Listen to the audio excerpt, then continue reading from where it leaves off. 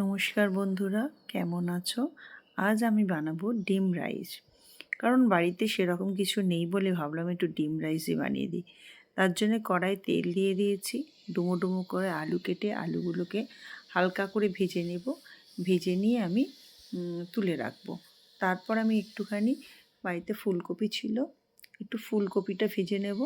ফুলকপিটা ভাজা হয়ে গেলে তার সঙ্গে একটুখানি গাজর দিয়ে দেবো, মানে অল্প একটু গাজরও ছিল। তো আমি বললাম এগুলো যদি দিই দেখতে একটু ভালো লাগবে, তাই দিয়ে দিলাম।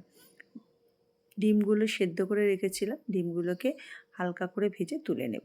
তারপরে কড়াইয়ে যে তেলটা থাকবে তার মধ্যে তেজপাতা, লবঙ্গ, সামরিচ আর এলাচ দিয়ে ফোড়ন দিয়ে দুটোর মতো পেঁয়াজকে দিয়ে ভাজবো, আর তার সঙ্গে দুটো কাঁচা লঙ্কা দিয়ে দেবো। দিয়ে যখন এই পেঁয়াজগুলো খুব নরম হয়ে যাবে ভাজা, তখন এর মধ্যে আমি দিয়ে দেবো টমেটো। টমেটোটাকে দিয়ে সামান্য নুন দিয়ে কিন্তু এটা হালকা করে ভাজবো, যাতে টমেটোগুলো তাড়াতাড়ি সেদ্ধ হয়ে যায়। এর মধ্যে আমি ক্যাপসিকামও দিয়েছি আর দিয়েছি জিরে গুঁড়ো, ধনে গুঁড়ো।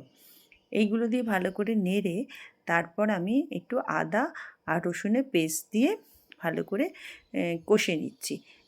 ওই আলু, ফুলকপি আর গাজর দিয়ে যখন কষানো হয়ে গিয়ে যখন দেখব তেল ছেড়ে গেছে, আমি আগে থেকে ধুয়ে জল ঝরিয়ে রেখে দিয়েছিলাম দেরাদুন রাইস, সেটা দিয়ে দেবো।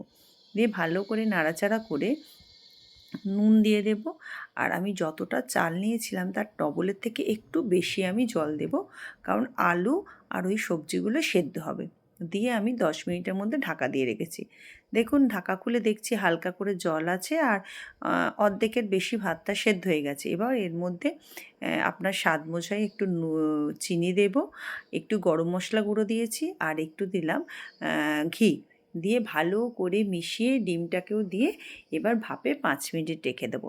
দেখুন কেমন দেখতে হয়েছে, ভালো লাগছে না?